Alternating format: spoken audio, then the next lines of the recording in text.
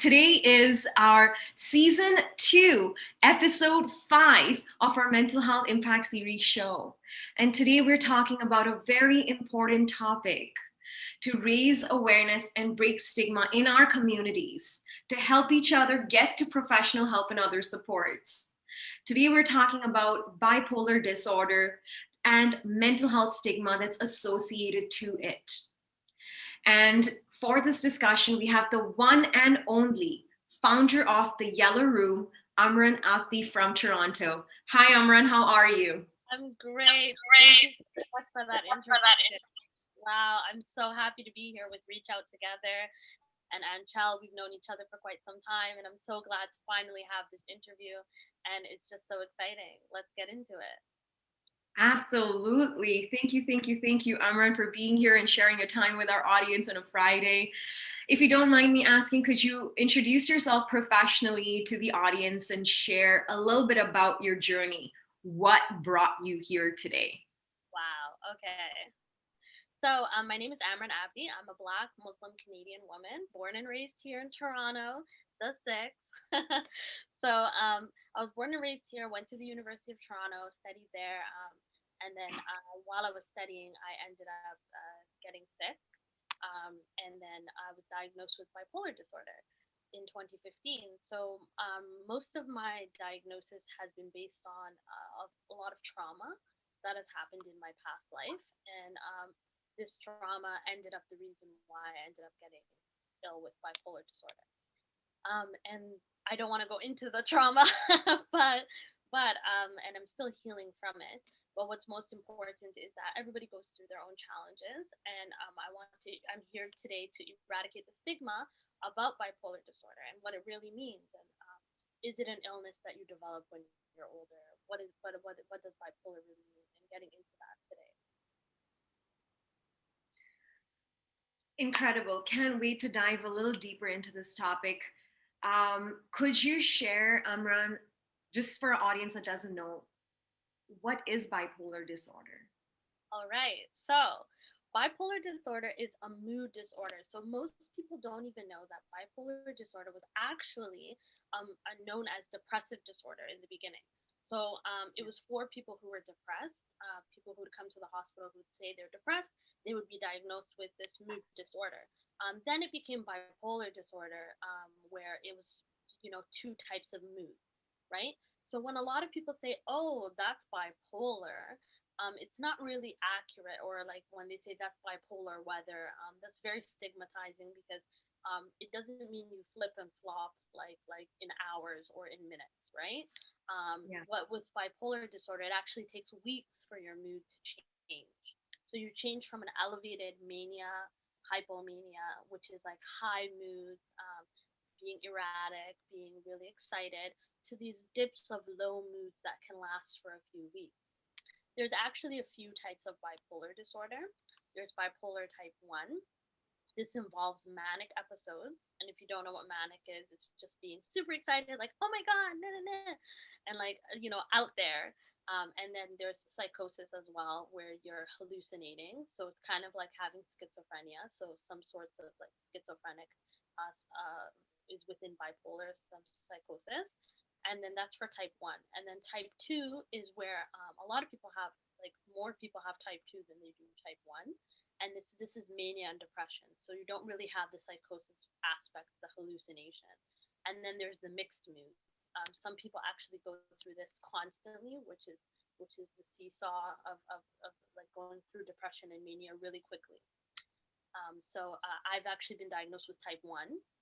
So I go through mania, hypomania, psychosis, and depression. But I'm here today speaking and having these conversations because I take my medication. So I actually take medication, and we should eradicate the stigma towards that. And Yeah. could you share with the audience how has it been since you were actually officially diagnosed? Because when you weren't feeling well, often there's a lot of confusion. But when you do end up finding that strength to go out and go meet a doctor and go through the proper process, and when you are in a way diagnosed, it's not about validation, it's more acknowledgement. right? And how was that journey like for you, Amran? How did you even find the strength to go out and pursue professional help? Okay. So I actually been trying to get professional help since 2009 when I first started my journey in university, right? And unfortunately, it all started when my exams started and I would have panic attacks. So, studying at the University of Toronto, going to the big examination centers, and then I would like panic and I would like fall to the ground and then I would have to defer my exams. So I never knew what this panic was. I thought it was just, me having like normal stress. But I, took some time. I went to the doctor. The doctor let me know that I was unwell and that I should see a psychiatrist. The stigma that people had around me about mental health made me not go seek extra help. So I could have actually been diagnosed with bipolar disorder or whatever I could have been diagnosed with in 2009 because it kept on getting worse and I kept ignoring it. And I tried to get help a little bit more a few other times. And the problem was the system. The system wasn't set up to help people. And I really felt that the system wasn't really equipped to understand what I was going through. So I was dismissed many times and told that I don't have a problem. So I was crying for help for many years. And social workers would tell me, you don't need to see a psychiatrist. You're okay. There's no problems. So once I stopped going through the university system, and then I actually ended up having a psychosis. So it got to the point where I actually had a hallucination and I was breaking down. Um, that that's when my family was like, you need to go to the hospital. So it was at its emergency. Like, it wasn't I feel like if I can go back in time, that I could have had more help way earlier, an earlier intervention, and maybe I wouldn't have been diagnosed with bipolar disorder. Maybe it would have just been simple anxiety or something more simple. But so many years of me just struggling and just crying for help and nobody helping was really difficult. And this is why the Yellow Room came about, which is a mental health advocacy platform for marginalized people and people of color and Black people who go through the system, who don't get the help they need and get dismissed. And I don't know if you know this about people of color and women of color and Black women who go to the hospitals actually get dismissed a lot. When they studies show that they get dismissed for when they tell the doctor what they're going through. So it's not easy having a mental health issue and telling the doctor, hey, I'm unwell, and then being told, hey, you're fine. And that's happened to me, whether it's been mental health or just going for a regular checkup. I'll go to the doctor and it'll always be a difficult situation. It's not easy. So I'm here to advocate for those women. I'm here to let people know that you can go to the hospital and get the help that you need. But there's also positive stories. We'll get to the positive stories. It's not always negative, but that's my personal journey of mental health and how I got diagnosed. I love it. I love how you share so authentically about early intervention. If if I was more aware, if the community was more aware. So let's try to dive into this so we can create awareness for other people who may be listening to this, people that will come back and watch this. Mhm. What are some common signs and symptoms, Amran, that people should be aware of? For bipolar disorder. Yes. So basically, what you should really be aware of is like the spending. So first of all, like if somebody's with bipolar disorder, they're just like spending erratically, like giving, spending, like you see them spending a lot. Another thing is that they quickly talk. So you'd really be like, oh my God, like, how's it going? Like, Aanchal, how's it going? Like, I'm really excited. Like, da, da, da. So you hear them really like pacing and really speaking really quickly. Um, Also thoughts that are jumping, like thoughts that jump from one place to the next, not getting straight to like kind of like confusion. Um, for that's when they're going through mania and psychosis. And then when it's depression, um, being in bed for long periods of time, locking yourself in your room, not coming out to see people. So all of a sudden, that outgoing, exciting Amran is gone for a few weeks. Where did she go? So it's kind of like when you have that friend who disappears off the radar for like a few weeks, and you're like, where did you go? Like, and they're like, oh yeah, I'm just dealing with some stuff, and then they don't want to tell you, hey, I was just in bed, like, going through it.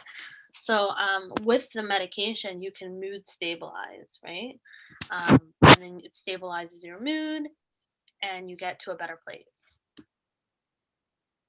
You are such an incredible, incredible person. I love your personality and just the way you're talking about this. I'm so in awe of you right now, Amran. Thank you. You're amazing too. Thank you, thank you. This is about you. Let's focus on you right now, Amran. Um, I love how you're open to talking about medication because there's so much stigma around taking medication for your mental well-being, and that actually really, it to me it's mind blowing because goes back to if we do get a physical injury, right? Let's say you broke your arm and you go to the doctor, you go to a hospital, right? You got a fracture in. That fracture is something that's supposed to help with the bone healing, right? Mm-hmm. And often when we're not feeling well, there's a chemical imbalance in our mind, and medication helps with you feeling better, Mm-hmm. right? So how was that for you, Amran? Did you come from a cultural background that had stigma with medication? How did you keep going for your well-being? Wow, I love that question because medication, forget everybody else. I had that stigma. Like the worst person to have that stigma would be your own self, right? You're trying to get better, and you're having a stigma against medication. So I remember the first time I was diagnosed. For the first 8 months, I didn't take the medication, and I fell back into spending money, doing things that I wasn't supposed to do, and then I just realized I needed to be more stabilized, and I was like, you know what, like I don't want to go through another episode.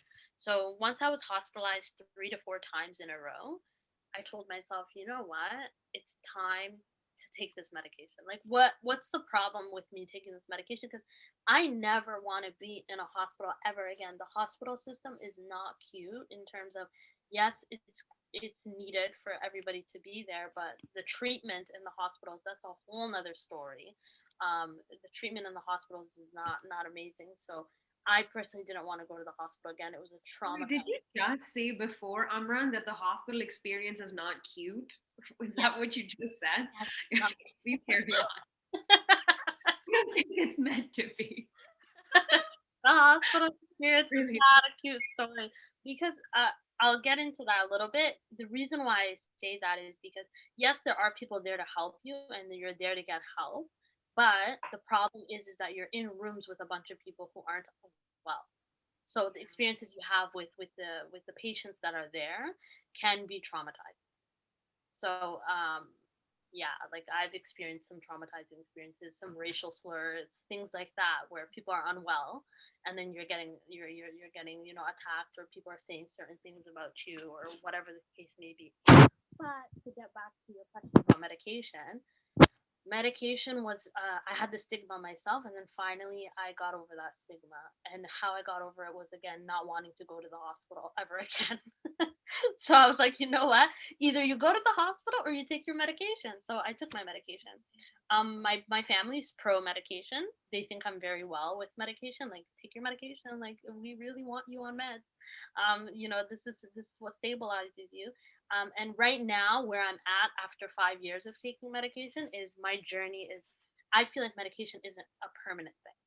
So I personally don't think that you have to take it permanently, but you have to talk to your doctors about ways to get off of it, what to do if you need to get off of it, and if it's possible to get off of it, depending on how well you've done throughout the 5 years, or sometimes, which is what's happening to me right now, is my diagnosis is kind of changing. So they don't know if I'm that bipolar now as I was before. So that's a whole nother a whole nother story. But yeah, everything changes with mental health. It's not always just stagnant. What are some treatments available besides medication?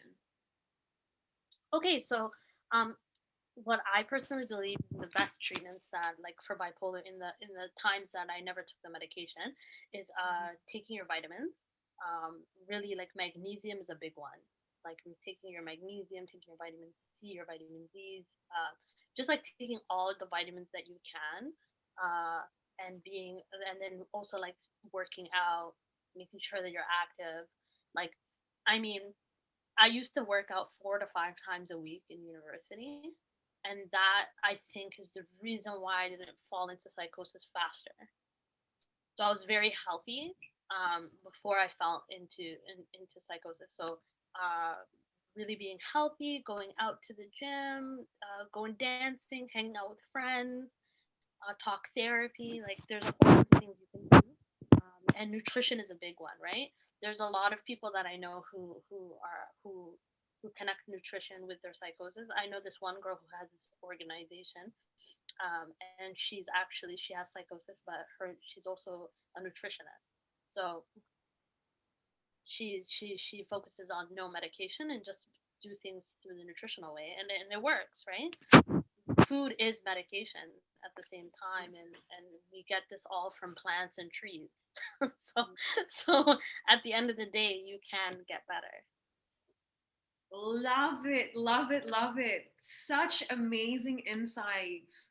Thank you so much, Amran. We have a couple of comments here from the Yeah. audience. Love your vibes, such a positive energy. That's Thank true. you.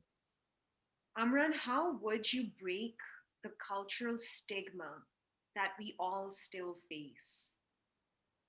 I love that one. Okay, so you start with Amran, you.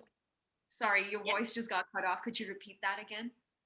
Sorry. So what I have to say is how to end the cultural stigma is to start with you. Can you hear me? It's very low. If you can just, perhaps it's the mic being blocked. Let me see. Oh, that was better. It's better now? Yes, perfect. Okay. So the cultural stigma ends Yeah. with you. So how it ends with you is that is it working? Yes, that was so well said. Please continue. Okay. So and how it starts with you is that just exactly what Anchal and me are doing. You go out, start up an organization, be a part of an organization, volunteer for an organization, go out there, speak about it. That's how you end the stigma, because people are not going to listen to you unless they see you screaming and yelling as a group, you know? So just don't try to do this alone. Work with the people around you and try to end that stigma about mental health and these conversations about medication. That was really well said. Thank you. And I do want to add to that that, like she said, it starts with us. Us being the change that we wish to see in the world. If we're Hmm. looking to break cultural stigma, it has to start with us standing up to injustice, discrimination, or when we're not maintaining positive health, it's up to us to go seek help so we can improve our health, right? And I think if we can just talk about having a common cold right now. If I have a common cold and I've been sick for a month, let's just say I've been sick down for with a cold for a month and it's not getting better, I can reach out to a doctor and ask the doctor, hey, I've been sick for a month. I don't know what's up with my cold. And they may Hmm. prescribe some medications to me that may help, right?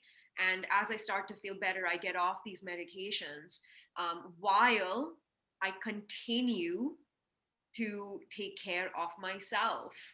And sometimes when my friends want to hang out, when other people want to hang out, and other people are asking for your time and you're sick, this is the moment you tell them no. This is the boundary that you set for yourself, knowing that you're not physically feeling well. This is boundary no one else can really set for you. So I feel like, again, it goes back to being the change that you wish to see in the world, right? Setting those boundaries and saying, hey, I'm not feeling well, I need some time, or until I recover we won't be able to meet up. Just keeping it real and having an open and a real conversation really helps with breaking cultural stigma too, I find often. Hmm. And to add to Amran's point about treatments available, I think that was really well said, Amran. And using the same example, I just want to add to that, that medication helps. Yeah. Medication helps you get your life back. But Mm-hmm. medication in itself has not proven to be a long-term treatment. What is a long-term treatment is medication plus plus either like having a supportive environment. So if you don't have that supportive environment where you can have these discussions, a counselor, a therapist, a psychologist, this two combination is ultimate for long-term recovery. Yes. I'm so sorry that I didn't mention that. My spiritual care counselor, and by the way, the Yellow Room is a spiritual, believes that mental health is a spiritual calling from a higher power. That's another belief that we have, that mental health is actually a spiritual awakening in a sense. And so I had a spiritual care counselor that really helped me when I was in CAMH and different things like that. And so and I still go to therapy. Like, you have to have your therapy and you have to have your medication together to be standing straight and to be healing, right? Healing is a lifelong journey. It's not Yeah. just like, oh, you wake up one day and you heal altogether. No, it's a long work. We have Guys, questions, I think. yeah, such an incredible discussion. Thank you, Amran. It's okay that you didn't mention that earlier because you mentioned a lot more points that were so valuable. And I want to repeat the point about nutrition and mental health. It's a separate topic, but thank you for bringing that to light because it's so important. So important. Nutrition and mental health. Thank you, Amran. We have a couple of questions here. So, very quickly, because we are wrapping up in 7 minutes. Amran, what would you say to someone who's currently feeling really lost and anxious? I feel like for me personally, like what I would say to myself when I was feeling lost and anxious is that, you know, um, keep on going, keep on going, be resilient. Like, we're here with you. Everybody cares about what you're going through. You're not alone. Um, and to really try to silence the thoughts in your head, uh, because it can be your worst enemy. It can tear you down. And try to be, as there's one saying that I heard where it's like, the way that you talk to yourself, would you talk to a friend like that, right? So it's like really trying to take yourself out of those thoughts. I go through it almost every single day where I'll have thoughts, and everybody has thoughts that can bring them down or can lift them up. And so, really managing your thoughts and taking over your thoughts would be helpful for being really lost and anxious. Another mic drop moment. Amran, you're on fire. Thank you so much. Love this. Thanks. Why haven't we done this before? We have a last question here from the audience. What are some self care routines that you have?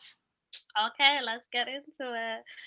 For me, honestly, like when I'm feeling down, sometimes I just go take a shower, take a bath, get out, and just do my makeup. So I know that that's like, I just want to feel alive, right? I might be feeling like I'm decaying or dying away, but I want to look alive, and then I feel alive, and then I get myself out of my experience, my depression. So taking myself out of the depression by getting out of, and so self care routines. I do face masks. I take baths. I do candles. um, I take walks. Like, I'm very into walks. Like, I know some people are like, hey, I'm really not into the gym. I'm not really into working out. Like, take a walk for an hour. You're gonna lose weight. You're gonna get healthier. You're gonna like, you don't have to lose weight, but you can lose excess weight that you don't want, and you can get healthier. And also, it's good for the mind, right? So the more you're active, it's better for the mind. So these are my self care routines that I have.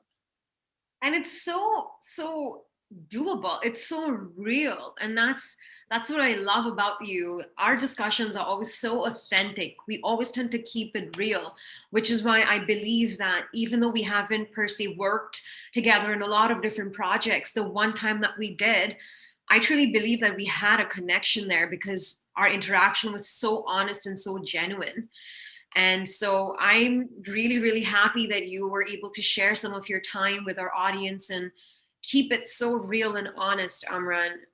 I just want to tell you that you are unstoppable.